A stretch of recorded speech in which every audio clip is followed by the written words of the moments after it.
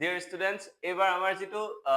যোৰহাট বৰ্ডৰ লাষ্টৰ কুৱেশ্যনটো আহিছিলে সেই কুৱেশ্যনটো হ'ল এইটো suppose the resistors R1 R2 R3 have the values of 10 ohm 15 ohm and 30 ohm respectively আৰু এইকেইটা কি আছে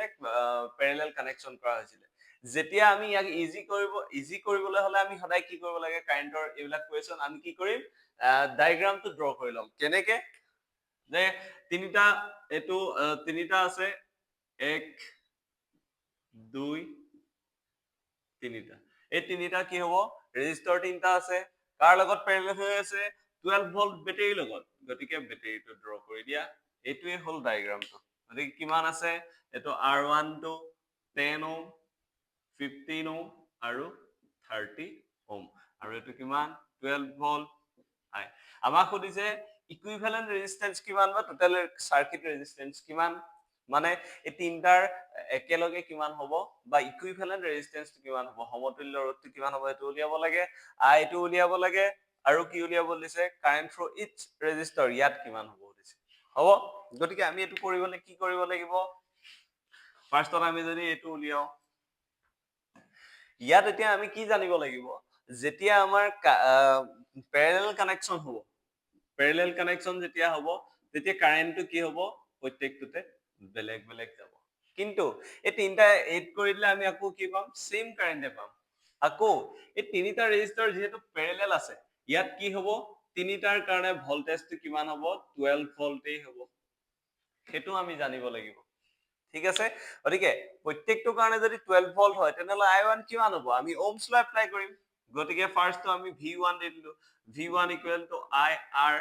I1 R হৈ গল R1 গতিকে কি I1 উলিয়াব লাগে গতিকে কিমান হ'ব V1 R1 মানে V1 কিমান 12 ভোল্ট ডিভাইডেড বাই R1 কিমান 10 ওহম গতিকে কিমান হৈ যাব 1.2 এম্পিয়াৰ I1 1.2 এম্পিয়াৰ এটা পাই গলো সেকেন্ড টো কিমান হ'ব I2 V2 divided by R2 হ'ব গতিকে V2 কিমান V2 তো সেম 12 ভোল্ট R2 কিমান 15 ওহম গতিকে কিমান হৈ যাব এটো তোমাৰ 3435 এম্পিয়াৰ মানে 0.8 এম্পিয়াৰ দুটা পাই গলো ঠিক আছে তিন নম্বৰটো কিমান I3 কিমান হ'ব V3 by R3 মানে V3 মানে কিমান 12 ভোল্ট সেম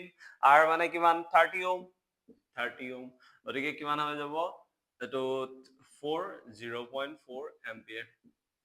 I3 কিমান পালো হল এতিয়া তুমি যদি চোৱা গুটেকিটা এড কৰি দিও 1.2 0 এটো I2 আৰু এটো I3 0.4 গতিকে কি হ'ব এই তিনটা মই কি কলো যিমানটো কারেন্ট ইয়াৰ পৰা সোমাব সিমান কাৰেন্ট ওলাব গতিকে I1 I2 I3 যদি আমি এড কৰি দিও তেনেহলে কি পাই যাম টোটাল I2 পাই যাম গতিকে V এনসাৰটো হ'ব total I I1 I2 I3 তোমালোকক এটো মই যেতিয়া ৰেজিস্টৰ ইকুইভ্যালেন্ট ৰেজিস্টৰ যেতিয়া উলিয়াইছিল ৰেজিস্ট্যান্স যেতিয়া 1/R ফৰ্মুলাটো প্ৰুফ কৰিছিলো তেতিয়া আমি লিখিছিলো যে I I1 I2 I3 এটো মনত আছে তোমালোকৰ চাগে গতিকে এটো কি হ'ব 1.2 0.8 0.4 গতিকে কিমান হৈ যাব 2.4 এম্পিয়াৰ গতিকে টোটাল কিমান পালো সেকেন্ড টোৰ এনসাৰ কিমান পালো 2.4 এম্পিয়াৰ কোৱেশ্চন যেটো C2 আছে এটা আমি দুই ধৰণে কৰিব পাৰো এটা মেথড হল মেথড 1 মেথড 1 টো কি হ'ব R = V by I direct ওহমছ ল এপ্লাই কৰি দিম V কিমান 12 ভোল্ট গুটেটো 12 ভোল্ট I কিমান পালো 2.4 এম্পিয়াৰ গতিকে এটো ডিভাইড কৰিলে কিমান পাম 5 ওহম এটা ওলালে মেথড 2 মেথড 2 যদি চাও 1 by R = কিমান হ'ব 1 by R1 1 by R2 1 by R3 সেটোৱে গতিকে কিমান হ'ব 1 by 10 1 by 15 1 by 30 গতিকে কিমান হৈ যাব 33 2 1 গতিকে 6 by 30 1 by R এটো 5 হ'ব গতিকে উল্টাই দিলে R = 5 হ'ব গতিকে আমি কি হ'ব দুই ধৰণে এই ধৰণে উলিয়াব এই ভাগি আমাৰ কি হ'ব সহজ হ'ব এটো আকৌ কৰি পেলাই আমি ক্যালকুলেশন কৰিব লাগিব গতিকে সেই কাৰণে আমি এনেকৈ গতিকে এনেকুৱা আমি কি কৰিম নেক্সট ডিসেম্বৰৰ পৰা আমি কেৱল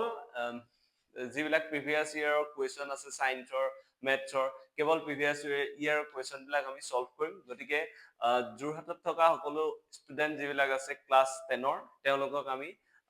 এক্সপ্ল'ৰ কোচিং চেণ্টাৰ কণ্টেক্ট কৰিবলৈ জনাম যাৰ যাৰ মন আছে যে কেৱল প্ৰিভিয়াছ ইয়াৰ কুৱেশ্যন কৰিবলৈ মন আছে বা নতুন নতুন কুৱেশ্যন কেনেকৈ আহিব জানিবলৈ মন আছে কেনেকৈ শিকিম কেনেকৈ কৰিম কিমান সহজে কৰিব পাৰি সেইবিলাক যদি জানিব মন আছে তেনেহ'লে কণ্টেক্ট কৰক এক্সপ্ল'ৰ যোৰহাট থেংক ইউ